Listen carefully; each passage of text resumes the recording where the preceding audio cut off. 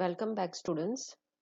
Today we'll discuss different levels of management.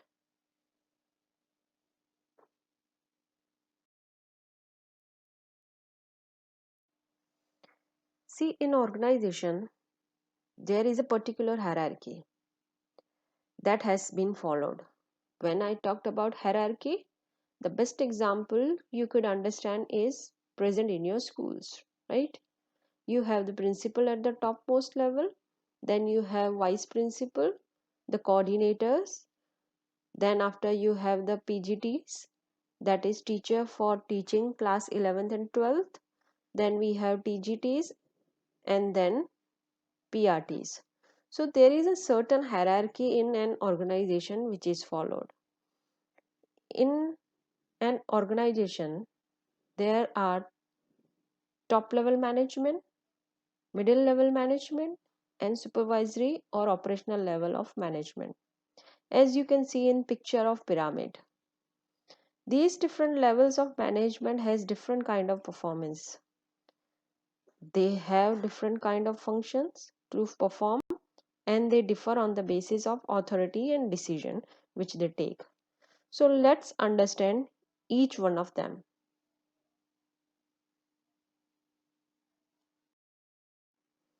Now see, when I am talking about top level management, I am talking about the CEO, CFO, COO, general manager, BOD.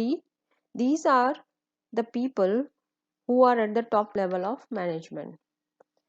This would be a team which consists of CEO, COO, that would be the head of operational department, and there would be CFO who would be heading finance department. Now, what is their duty or function? Is to be analyze, evaluate, and deal with external environment. They determine the objectives and policies of the company. So what they do is, let's take an example. We have a toy manufacturing company who is into the manufacturing of toys. So the CEO and different heads will come together. They will see how the environment is. Let's say the economy of world is growing very fast, and see that percentage or the number of people, that is the number of children which are born, are increasing day by day. And they also see that these are the countries.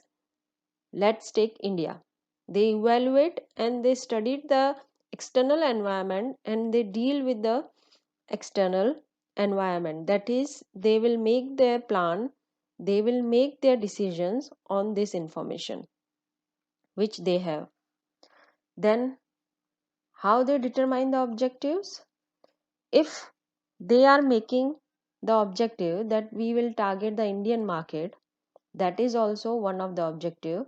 They also define the policies about how the organization would function, what would be the different parameters which need to be followed, which would set for each of the departments which is there, how the employees would be recruited, what are the disciplinary actions that would be taken if certain rules are not followed. So all these policies are determined by top management. They are the people who are responsible for the welfare and the survival of the business. If top management is not good, remember, the company always fails to achieve success and finally close down. So these are the people who are responsible for the welfare and survival of business.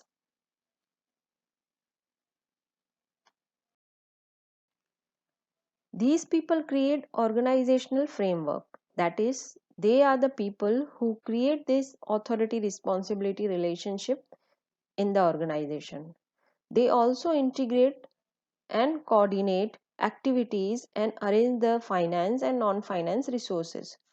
So once the plan is made, policies are let down, they also decide what are the organizational goals to be achieved.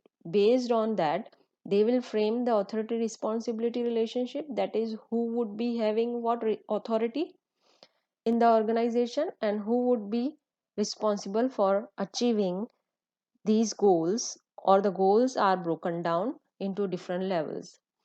Then, which goals will be achieved by which manager?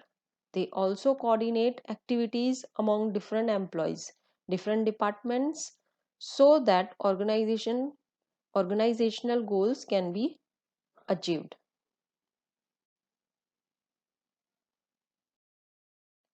Let's understand functions of the middle level management. See, this is, as you saw in the pyramid, it is between top and bottom level management. So obviously it is most important level of management because they have to deal with the top level management and they have to handle the bottom level management also. What they do is, policies which are framed by the top level management, they would interpret these policies. This would be the people who would ensure that the policies are adhered to and applied to the organization. They would assign the duties and responsibilities to the bottom level management. For example, the finance department has a responsibility of preparing annual accounts every year. So, the manager would give the responsibility to an accountant to ensure that proper entries are made on time to time basis and monthly accounts are prepared, so that yearly accounts, when required, also prepared on one go. These are the people who maintain contact at the operational level. So these people would go and contact with operational level and understand their problems, and they actually are kind of connect to the top management. So any problem the bottom level management is facing, they would always convey to this middle level management, and they in turn discuss with top management so that the problem can be resolved and organizational goal can be achieved. Next is that select and appoint employees for middle level and operational level. So these are the people who would be doing the maximum employment because they would be employing the people at the bottom level and also at the middle level management.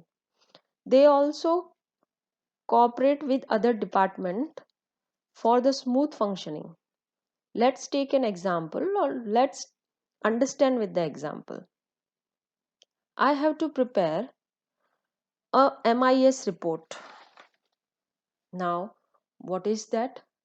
It is a management information system report, wherein you basically check how the organization is performing. If I have to get certain information like what was the salaries paid, what was the rent paid, what was the telephone bill, how much sales was made, now can see now you can see that sales data I would get from sales department. The cost, that is telephone bill paid, rent paid, I will get that data from operational department. So as a middle level management, these are the people who ensure that the proper coordination is there between all the department for the smooth functioning. Let us understand the last level, that is operational or supervisory management, which is also known as bottom level management. These are the people who would plan and execute day to day operations. So, when an accountant is deciding that these are the sales which were being made today, I need to enter this into the system. So, he is planning day to day operations. They would supervise and control the workers which are working under them. When the supervisor is there, the production manager would give him the target. So, supervisor would be the one who would ensure these targets are met, and he would also see the day to day functioning of the workers. They would make arrangement for training. Let's say a production manager gives the target of achieving 20,000 units per day. This is an hypothetical example. Now, there is a new machinery, so the workers don't know how to operate it. So, supervisors would arrange the training for the workers so that the 20,000 unit target can be achieved. Then, they also are the people who represent workers' grievances and suggestions before the management. So, these people observe and understand the problems of workers which are facing and then convey this to middle level management so that the middle level management solve it by discussing it with the top management. Lastly, these are the people who ensures the safe and proper working conditions, discipline and congenial environment in the factory. These are the people who ensure the workers are satisfied, they are working in a safe environment, there are no accidents, proper policies are being implemented when it comes to safety and working condition provided to workers are good enough. There is a discipline among the workers and the workers are happy to work in a particular factory. So these are the functions of supervisory level of management.